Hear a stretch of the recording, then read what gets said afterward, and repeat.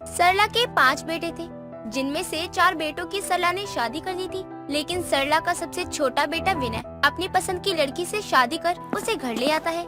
इस बात से अनजान सभी घर में अपने अपने कामों में लगे होते हैं। तभी विनय आता है, वो भी एक लड़की के साथ। सरला हॉल में बैठी अपने बेटे को एक लड़की के साथ घर में आता देख हैरान हो जाती है। अरे ये किसे ले आया तू?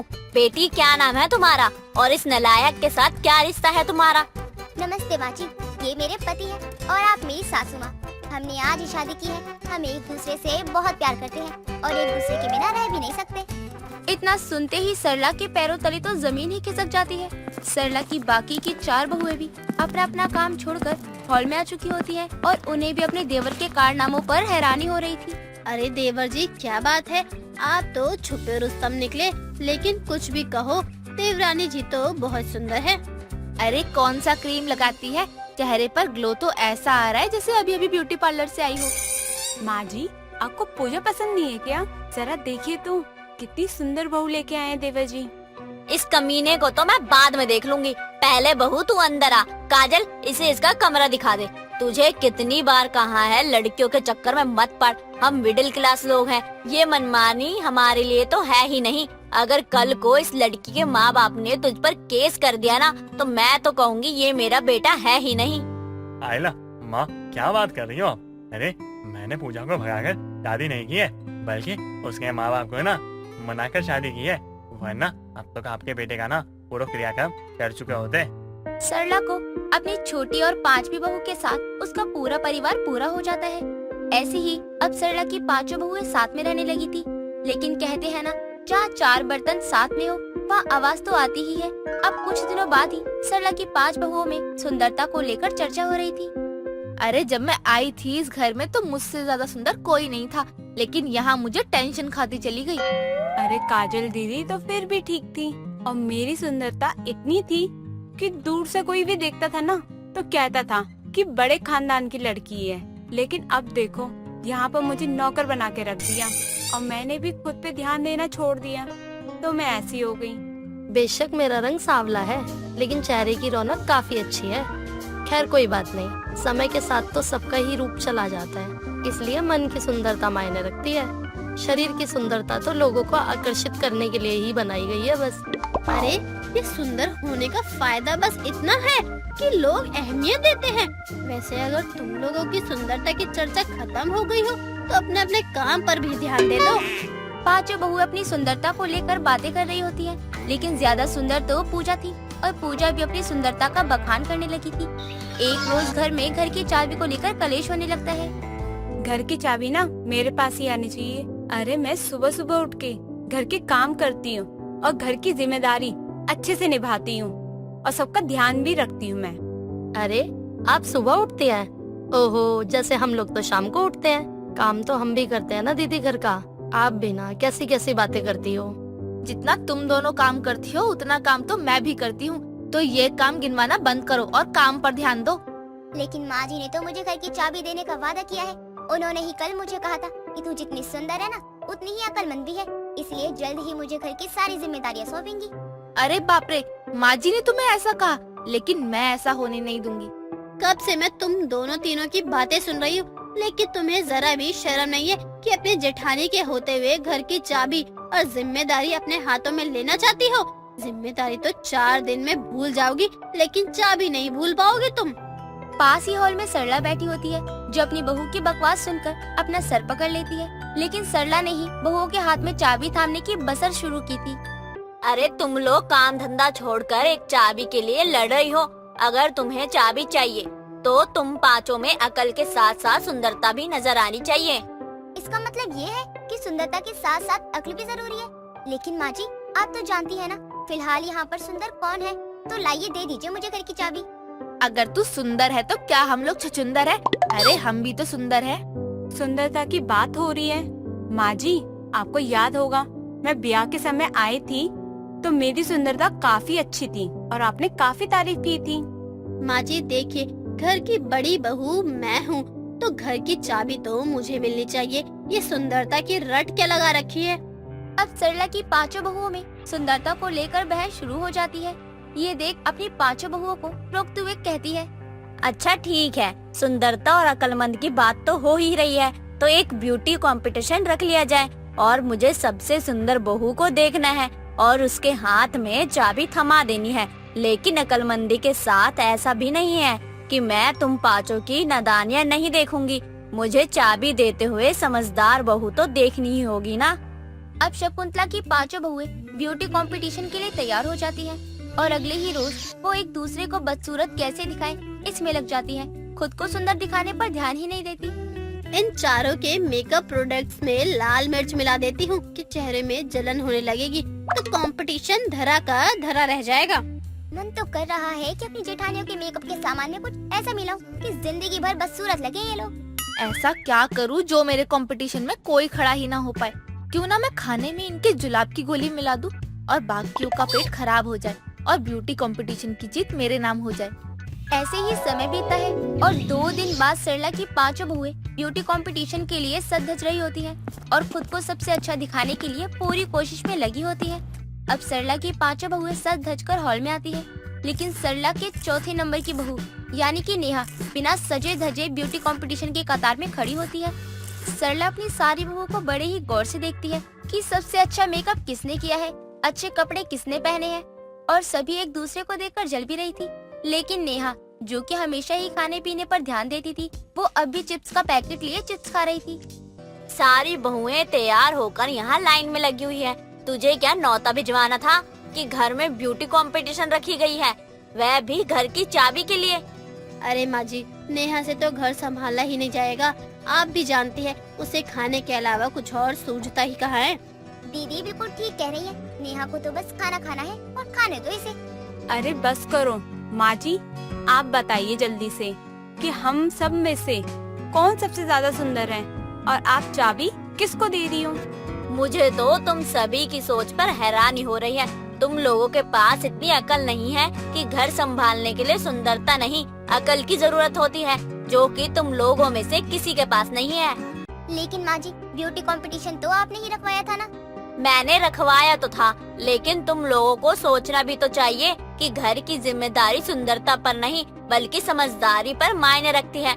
मैं अब विनर घोषित करने जा रही हूँ और इस कंपटीशन की विनर है नेहा, जो बिना मेकअप के यहाँ खड़ी है। उसे सिर्फ अपने खाने से मतलब है, उसे तो एक पैसे का लालच भी नहीं। देखा, अभी भी खाने पर ही लगी हुई है। तो हमारा इतना सजना संवरना एक दूसरे को कोसा सब बेकार गया। माँ जी, लेकिन ये तो सरासर गलत है। नेहा ने तो कोई भी तैयारी नहीं की थी। इसलिए तो उसे घर की चाबी दे रही हूँ। अगर तुम लोगों के पास अकल होती तो तुम लोग घर की जिम्मेदारी पर फोकस करते ना कि खुद पर। सरला की बाकी की बहुओं को उस वक्त सजने संवरने और जिम्मेदारी में कोई फर्क नहीं समझ आता था। अब सरला ने नेहा को घर की चाबियां सौंप दी थी, क्योंकि नेहा को इन सब से कोई मतलब नहीं था और जिम्मेदारी के लिए सुंदर होना नहीं बल्कि दिमाग होना जरूरी है। इसके साथ ही सरला अपनी पांचों बहुओं में से भुक्कड़ बहू को घर की चाबी थमा देती है। संजना अपने ससुराल वालों के साथ दिल्ली में रहती थी। दिल्ली का हाल आजकल देखने लायक था। पूरा का पूरा शहर बाढ़ के पानी में डूबा हुआ था। हर जगह सिर्फ और सिर्फ पानी था। टीवी, फोन सब पर ये न्यूज सुनकर संजना की माँ कुंती बहुत डरी हुई थी।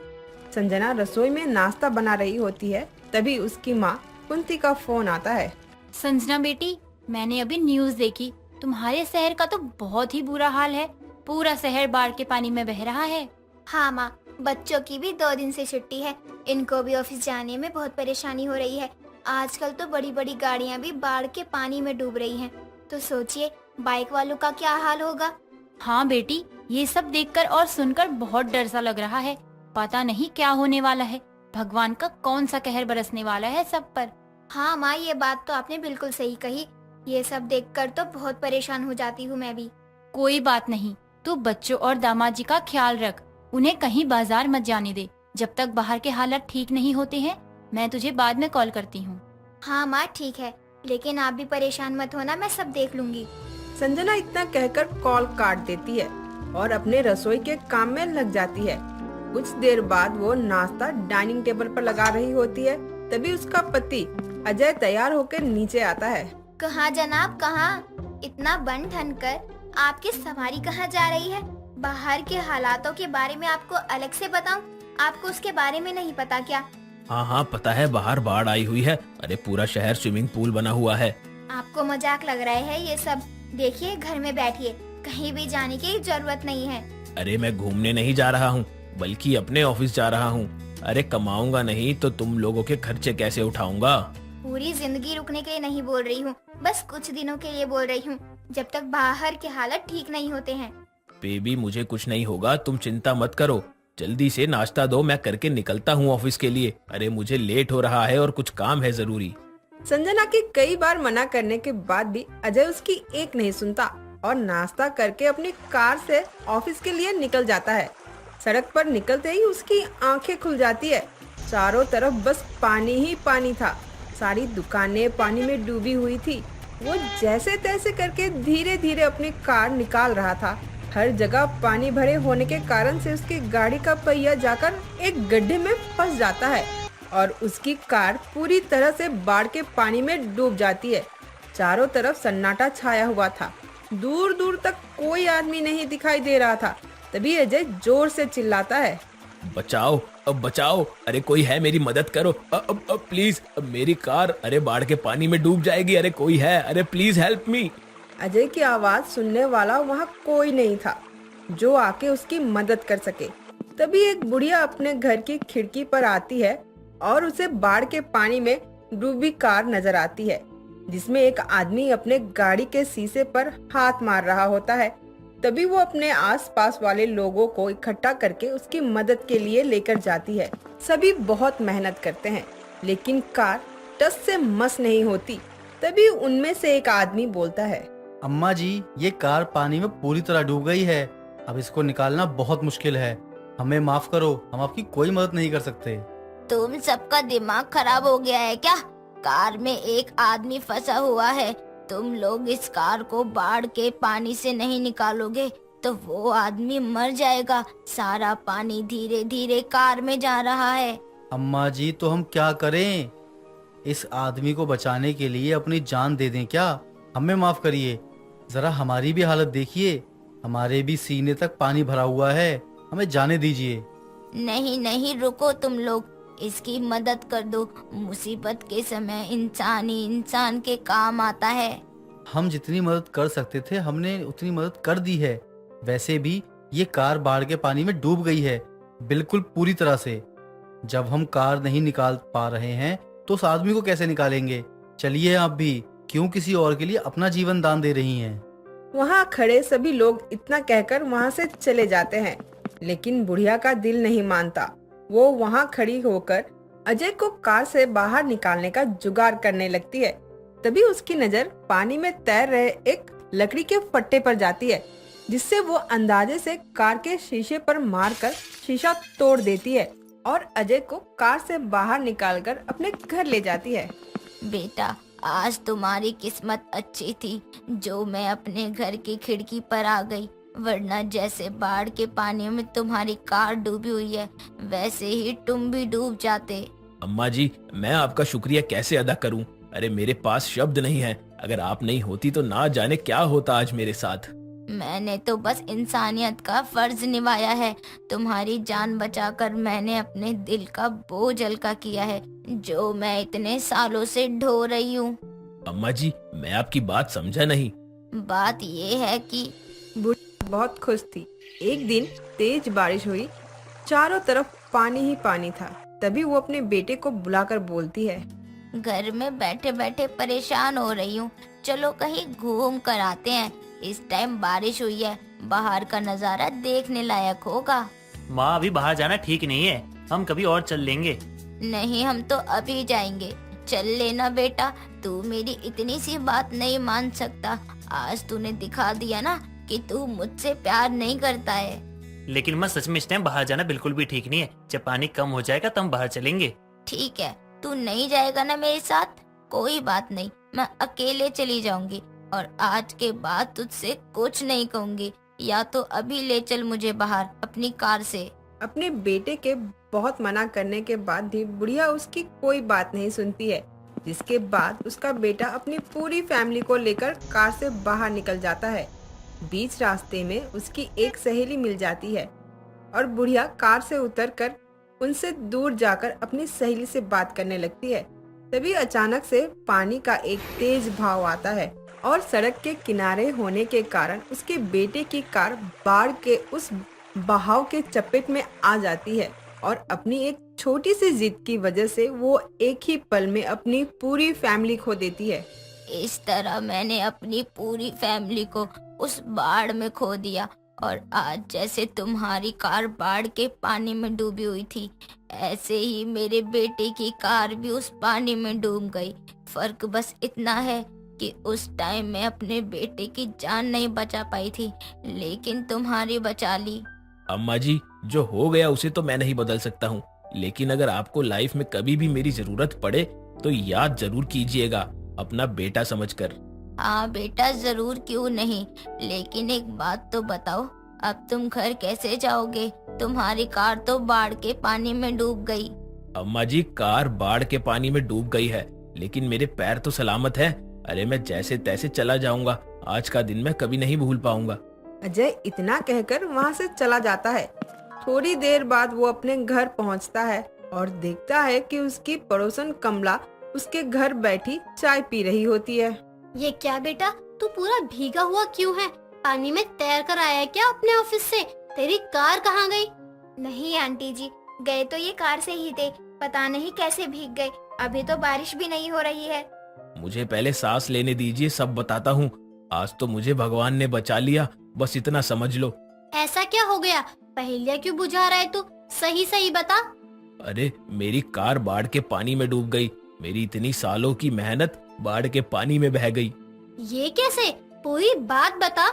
कमला के पूछने पर अजय उसे अपने साथ हुए हादसे के बारे में सारी बातें बताता है, जिसे सुनकर सबका दिल दहल जाता है। आप पक्का ठीक है ना? जो हुआ उसे भूल जाइए, हम फिर से नई कार ले लेंगे। अपना दिल छोटा मत करिए। बहू ये तो ठीक है, बस इसकी कार का स्वर्गवास हो गया। बेचारी अभी कुछ पिछले साल ही तो आई थी। जाने भी दीजिए आंटी जी, क्यों जले पर नमक छिड़क रही हैं आप? जब तेरी कार नई आई थी तो तूने मुझे नहीं बैठाया था, इसलिए तेरी कार बाढ़ में बह गई। ये कार लेने से अच्छा तू एक नाव खरीद लेता, कम से कम डूबती तो नहीं और ना ही तुझे डूबने देती। सस्ता और टिकाऊ रहता। कमला की बात सुनकर अजय और संजना हंसने लगते हैं।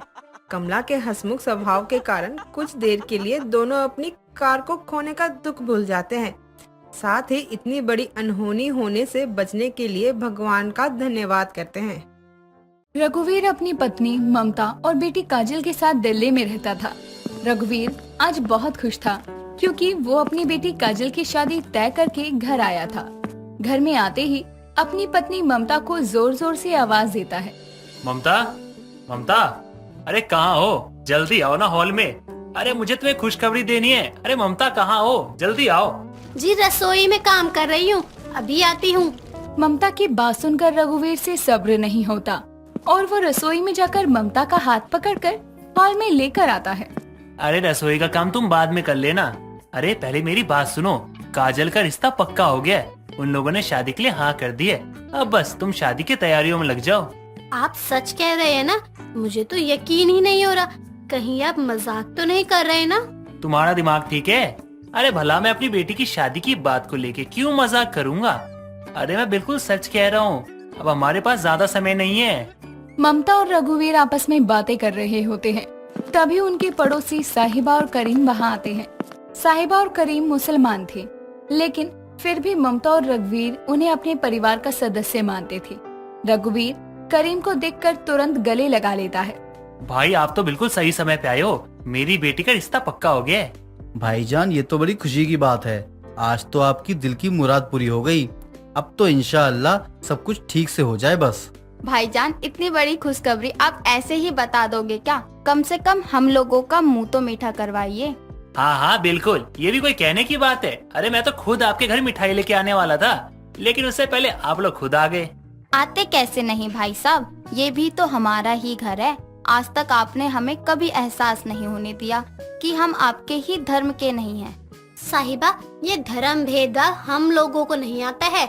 हमारे लिए तो इंसानियत से बढ़कर कुछ भी नहीं है। और हमारे बुरे वक्त में तुम लोगों ने जिस तरह से हमारा साथ दिया है, उस तरह से तो हमारे घर वालों ने भी नहीं दिया। हमारे लिए तो तुम सबसे बढ़कर हो और कोई नहीं। ममता इतना कहकर रसोई में जाती है और फ्रिज से मिठाई लेकर हॉल में आती है।